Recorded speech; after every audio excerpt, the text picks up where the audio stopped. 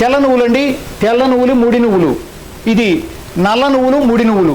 ఈ నల్ల నువ్వులు కడిగి పొట్టు తీసి ఇలాంటి పప్పు నూనెతోటి వర్కేస్తారండి. తెల్ల నువ్వు పప్పు అంటారు వీటిని. తెల్ల నువ్వులు, నల్ల నువ్వులు, ముడి నువ్వులు అండి. ఇది నువ్వు పప్పు. ఈ రాజమండ్రి నుంచి వైజాగ్ దగ్గర వరకు కూడా వాళ్ళు వాడేది నువ్వు పప్పు నూనె ఎక్కువగా వాడతారు. మనకి ఎక్కువగా సేల్ అయ్యేది నువ్వుల నూనె. దీంట్లో కాల్షియం పూర్తిగా ఉంటుందండి. నైగర్ సీడ్స్ ఆయిల్ అండి.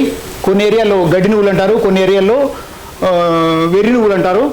కాదరవల్లి గారు చెప్పినట్టు, డాక్టర్ కాదరవల్లి గారు చెప్పినట్టు పెద్ద వయసు ఉన్నవాళ్ళు 50% హోల్స్ బ్లాకేజెస్ ఉన్నా కూడా క్లియర్ చేస్తుందని చెప్తారు.